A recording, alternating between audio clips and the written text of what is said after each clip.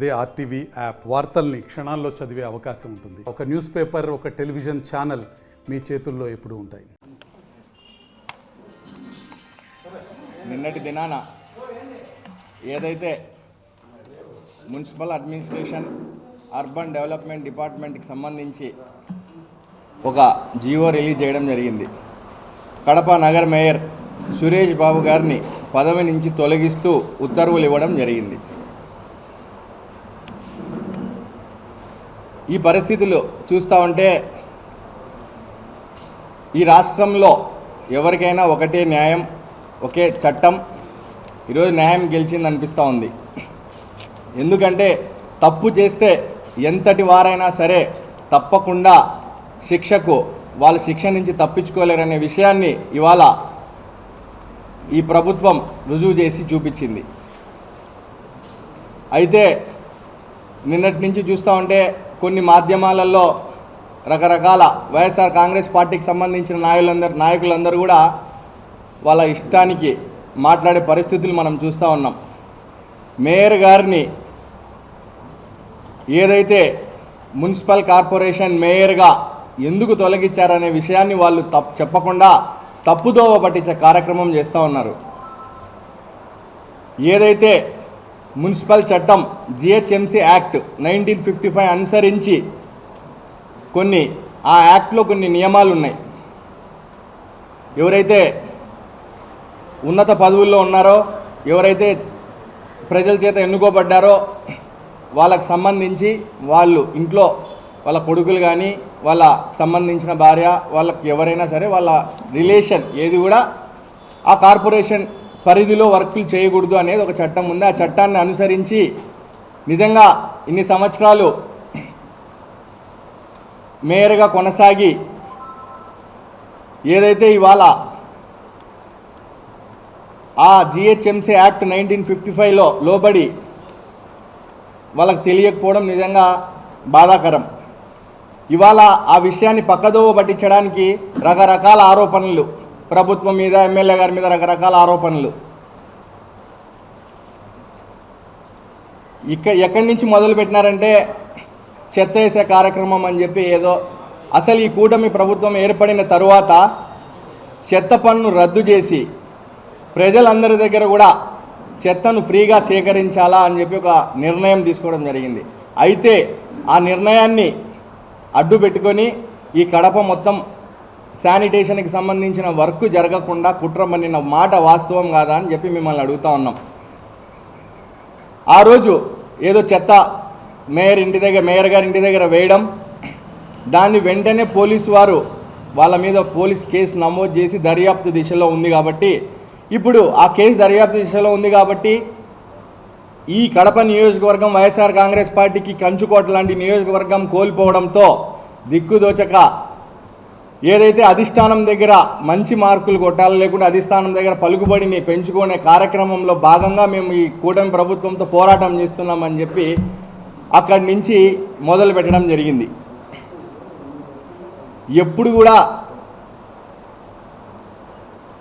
ఏదైతే ప్రజలకు సంబంధించి మంచి కార్యక్రమం ఉంటుందో ఆ మంచి కార్యక్రమం చేయడంలో భాగంగా కూటమి ప్రభుత్వం ఎప్పుడు కూడా ముందే ఉంటుంది. కూటమి ప్రభుత్వం ఎప్పుడు వచ్చినా కూడా ఏదో కక్ష సాధింపులు లేకుంటే ఇంకొకటి అని చెప్పి మాట్లాడే పరిస్థితికి మీరు వెళ్ళిపోయినారు.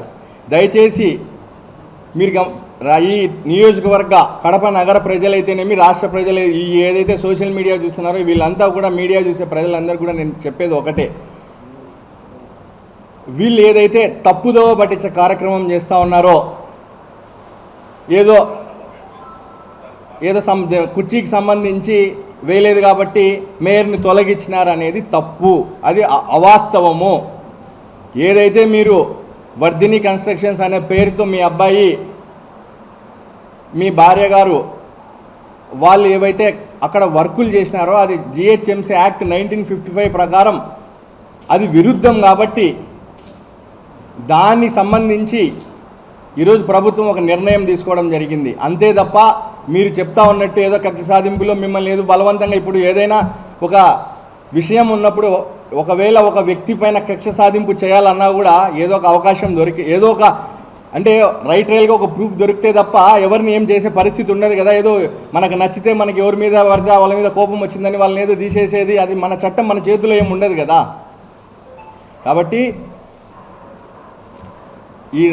ఈ నియోజకవర్గానికి సంబంధించిన అభివృద్ధి విషయంలో మీరు ఎలాంటి బాధపడాల్సిన పని లేదు. ఖచ్చితంగా రాబోయే రోజుల్లో ఏదైతే మాట ఇచ్చినారో మీరు ఆ గతంలో మీరు చెప్పిన మాటలు ఏంటంటే కడపలో కడప నగరంలోని అన్ని రోడ్లు కూడా మీరు రీవైండింగ్ చేస్తామని చెప్పినారు. కానీ చివరాఖరికి ఎలక్షన్ల ముందు 4 రోడ్లు మనం రీవైండింగ్ చేసి వదిలేసిన పరిస్థితులు మీరు గుర్తుపెట్టుకోవాలా. తప్పకుండా రాబోయే రోజుల్లో ఈ నియోజకవర్గానికి సంబంధించిన ప్రతి ఒక్కటి కూడా గతం కంటే కూడా గొప్పగానే జరిగే కార్యక్రమం జరుగుతాయని చెప్పి మీకు తెలియజేస్తా ఉన్నా.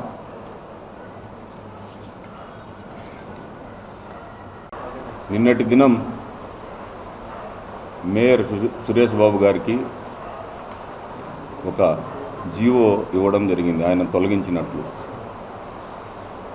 ముఖ్యంగా కడప కార్పొరేషన్ పరిధిలో 50 మంది కార్పొరేటర్లు, 50 మంది కార్పొరేటర్లకు గాను ఒక కార్పొరేటర్ తెలుగుదేశం, మిగతా వాళ్ళు వైసీపీ. ఏ రోజు కూడా ఏ కార్పొరేటర్కు జనరల్ బాడీ మీటింగ్లో పూర్తిగా మాట్లాడే స్వేచ్ఛే లేదన్నమాట. ఏ రోజు ఏ పాయింట్ గురించి మాట్లాడినా, నీటి గురించి అడిగినా, శానిటేషన్ గురించి అడిగినా, దేని గురించి అడిగినా ముందు కూర్చో అంటాడు.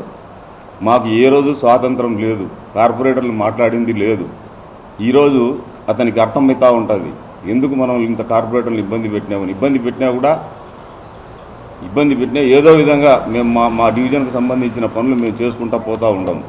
కానీ ఈరోజు ఒక నాయకుడు ఏమంటాడంటే ఇది చిన్న తప్పే, మేయర్ చేసినది చిన్న తప్పే కదా, చిన్న తప్పు గురించి ఇంత రాద్ధాంతం చేయాల్సిన అవసరం లేదు అంటాడు. చిన్న తప్పు పెద్ద తప్పు ప్రజలకు తెలిసిపోతూ ఉంది. ఎవరు ఏ తప్పు చేసినా కూడా శిక్ష అనుభవించాల్సిందే అని చెప్పి, ముఖ్యంగా ఆ వైసీపీ నుంచి వచ్చిన మా మీద మమ్మల్ని ఏదో బలవంతం చేసింటేనో భయపెట్టింటేనో మేము పోయినాము అని అంటున్నారు. ఇక్కడ భయపెడితే బలవంతం చేస్తే భయపడే వాళ్ళు ఎవ్వరు లేరు, అంత అవసరం లేదు. మీ చేష్టలకు భయపడి మీరు ఏమీ చేయలేక కడప పట్టణానికి ఏమీ చేయలేక ఉన్నారు. కాబట్టి మేము యువతలు ఈ పార్టీకి వచ్చి అభివృద్ధి కోసం వచ్చినాం. ఎన్ని సంవత్సరాల నుంచి గండి వాటర్ ప్రాజెక్ట్ నుంచి గండి వాటర్ వర్క్స్ ఎన్ని సంవత్సరాల నుంచి ప్రాబ్లం ఉంది, ఎందుకు సాల్వ్ చేయలేకపోయినారు? మన ప్రభుత్వం ఉన్నా కూడా సాల్వ్ చేయలేకపోయినారు. గట్టిగా వర్షం పడితే 14 డివిజన్లలో వాటర్ ఉండదు. వాటర్ ఎక్కువ ఉండే రోజుల్లోనే 14 డివిజన్లలో నీళ్లు రావు. అంత బ్రహ్మాండమైన అభివృద్ధి కడపకు చేసినారు. అది చూసి తట్టుకోలేకనే మేము ఇవతలకు వచ్చినాము. మరిన్ని వీడియోస్ కోసం ఛానల్ ని సబ్స్క్రైబ్ చేయండి, లేటెస్ట్ అప్డేట్స్ కోసం వాట్సాప్ ఛానల్ ని ఫాలో చేయండి అండ్ లింక్ డిస్క్రిప్షన్ లో ఉంది.